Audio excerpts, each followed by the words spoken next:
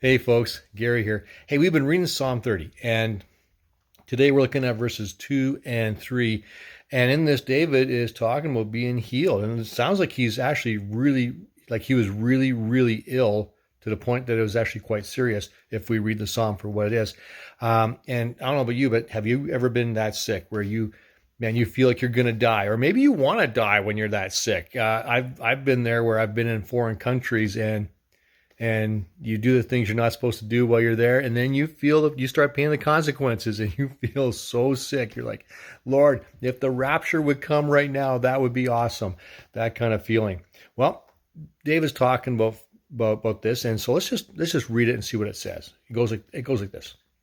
I pray to you, Lord God, and you healed me, saving me from death and from the grave. And here's the thing, God will do that, and God does do that.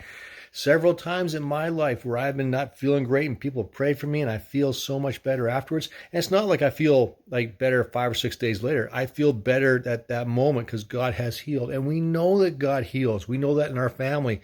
My daughter has had miraculous healings from things that were broken and then they weren't. And Marna with some internal things that were instantly healed, and Aiden was healed, and I think I shared this with you guys, well, over the last couple of years, where my shoulder was dislocated and then it was not. God heals, and it's amazing. But when I read this, I mean, this is really cool. That's good. But when I read this, what triggered inside me was something that's even more important than a physical healing. So when I prayed to you, Lord God, and you healed me, saved me from death and from the grave, David's talking about a sickness probably, or an illness for sure. But there's another illness we have, and it's a spiritual one, where we can be spiritually dead to God. And that's even more serious. And I am so thankful for my Lord because he's healed me from that. I am not spiritually dead anymore. I'm spiritually alive with him. And I don't have to fear the grave, and I don't have to fear death at all. Why is that? Because when this body is done, and it feels it sometimes, like I'm actually 59 today. Today's my birthday, 59 years old. And there's going to come a time when this body completely gives up. Some days it feels like it more than other days. But when it finally does give up, here's the thing.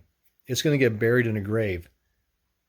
But don't mourn for me. Don't cry for me. Don't go looking for me there because I won't be there. My body will be, but I'm not going to be there. I'm going to be with my Father. I'm going to be in eternity with him.